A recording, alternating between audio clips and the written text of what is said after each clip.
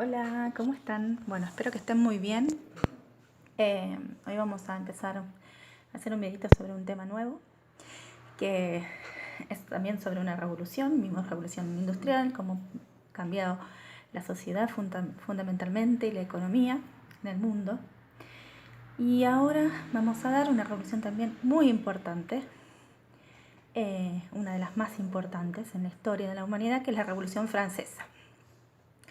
Esta va a ser, también se va a dar en el siglo XVIII, finales del siglo XVIII, a partir de las últimas 2 décadas. Y es tan importante porque es una revolución que se va a diseminar por el mundo. ¿Pero a través de qué? A través de las ideas. ¿Sí? Las ideas no separan, ¿sí? No tienen fronteras. Entonces esto fue muy importante, hasta repercutió en todo el proceso latinoamericano, ¿sí? Revoluciones de independencia. Bien, la Revolución Francesa es la primera revolución que toma la característica revolucionaria completa. ¿Por qué? Porque se la toma como modelo de revolución. Primero porque se da en el centro cultural del mundo, ¿sí? En este momento Francia en el siglo XVIII es una de las potencias y más importantes de todo del mundo, ¿sí? Segundo porque tiene un carácter universal, y este carácter universal es sobre las ideas. Las ideas trascienden fronteras, entonces esto es tan importante, ¿sí? que no las puede parar nadie. No importa que la revolución ya se ha terminado, haya fracasado o no, pero las ideas siguen, ¿sí? Siguen de pie. Y lo último, ¿sí? Que este contexto que se da en la revolución termina, ¿sí? Va a determinar una guerra revolucionaria que se va a expandir en Europa, ¿sí? Y va a surgir lo que se llamó el Imperio Napoleónico, con Napoleón a la cabeza, que va a ser parte del proceso revolucionario. Pero con la caída de Napoleón la revolución termina, ¿sí? La revolución en realidad en la práctica termina, pero esta se va a expandir, sus ideas se expanden y van a influenciar al resto del mundo. Yo les voy a proporcionar un texto y una línea de tiempo, ¿sí? Para que ustedes tengan claro, bien, en la revolución, cómo se fue dando, todos los hechos más importantes, así que eso lo van a tener ustedes en Classroom, ¿sí? Con la actividad. Pero para hablar de la Revolución Francesa tenemos que hablar, ¿sí? ¿Se acuerdan que habíamos visto el absolutismo monárquico?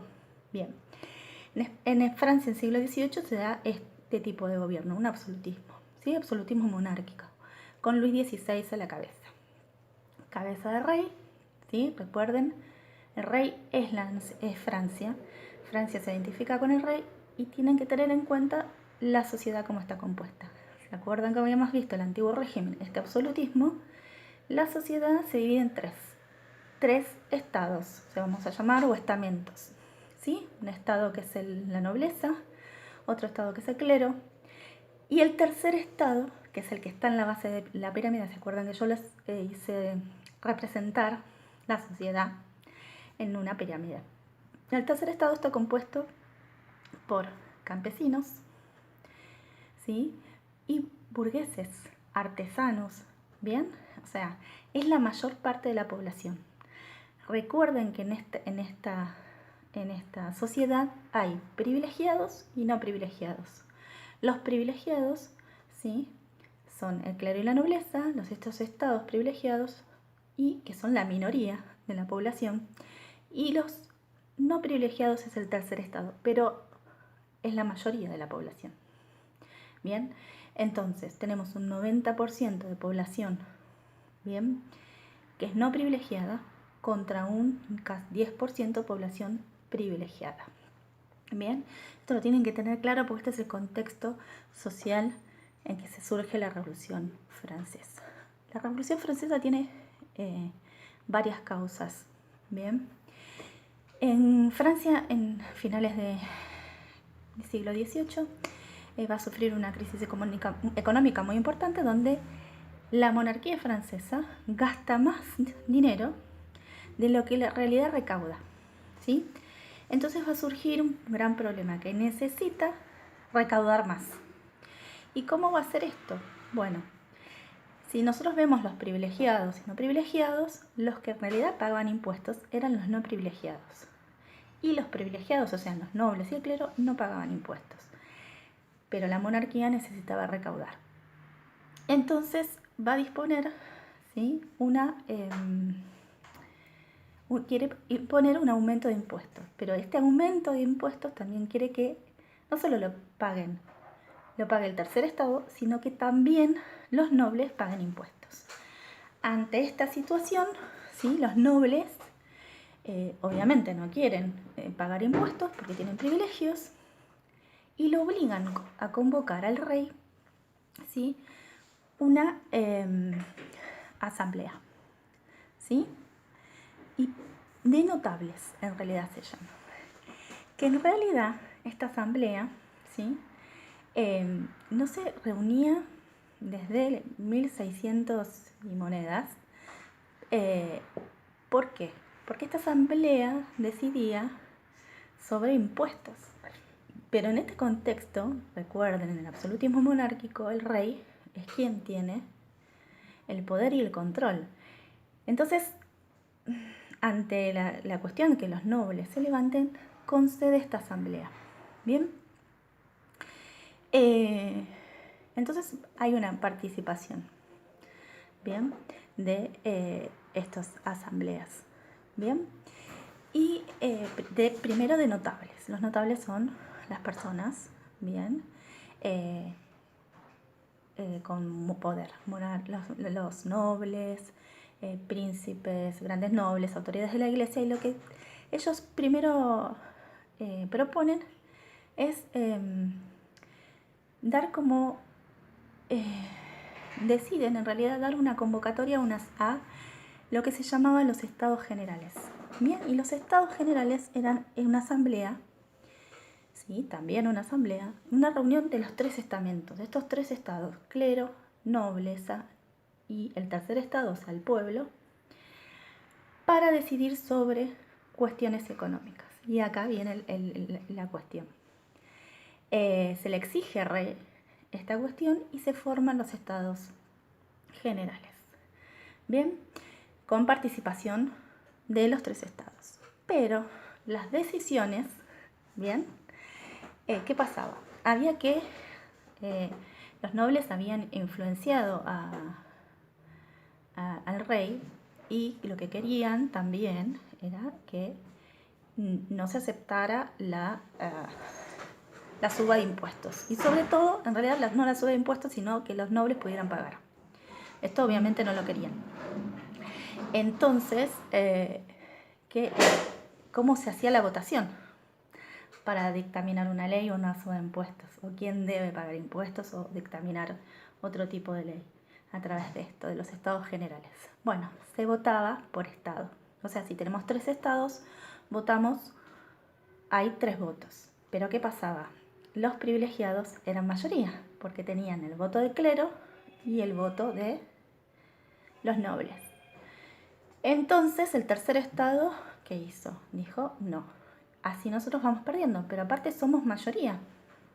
Bien, entonces se rebelan, ¿sí?, y se separan de esta reunión de los tercer estados y forman lo que se llama la Asamblea Nacional. Y aquí empieza, ¿sí?, como la revolución.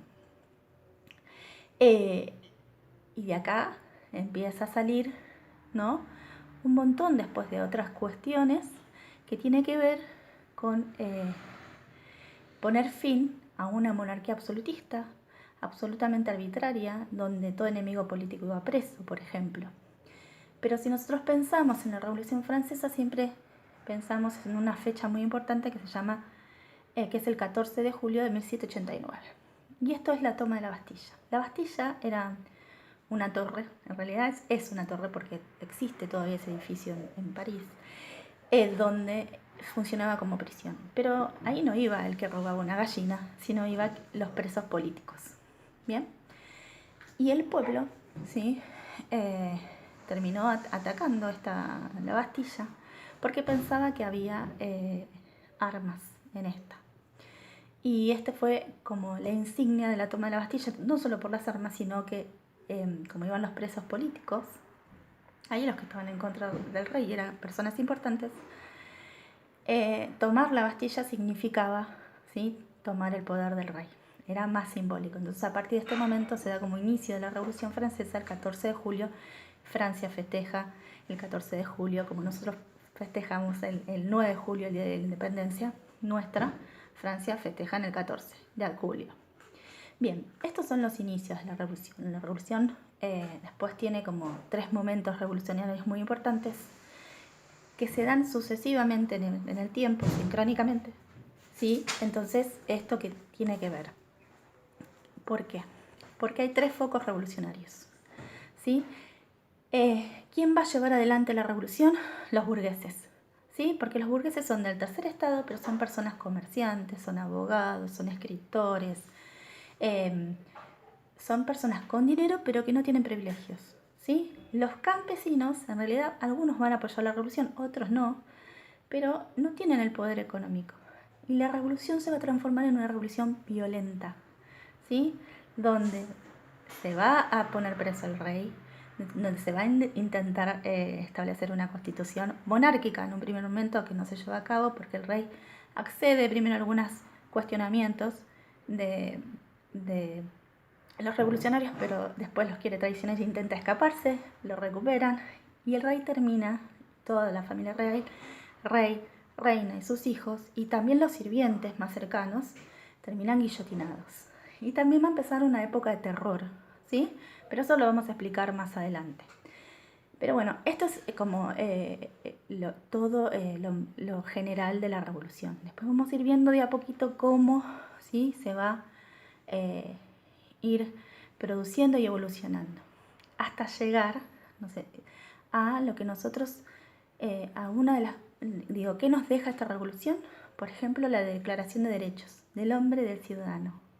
Tan importante porque lo que hace es indicar que somos todos iguales, que no hay privilegios, ¿sí? En ese momento, obviamente los hombres, bueno, pero eran ciudadanos, entonces, y declaran en esta declaración 3 palabras importantes, ¿sí? ¿Sí? Fraternidad, hermandad e igualdad, ¿sí? Son las 3 palabras tan importantes. Fraternidad, libertad, e igualdad. Todos los hombres son libres y todos los hombres son iguales. Entonces esto es tan importante que va a trascender las ideas, va a trascender las fronteras y esto es lo que va a llegar a todo el mundo. Bueno, les dejo un abrazo, espero que se cuiden y nos vemos pronto, eso espero. Un beso grande a todos.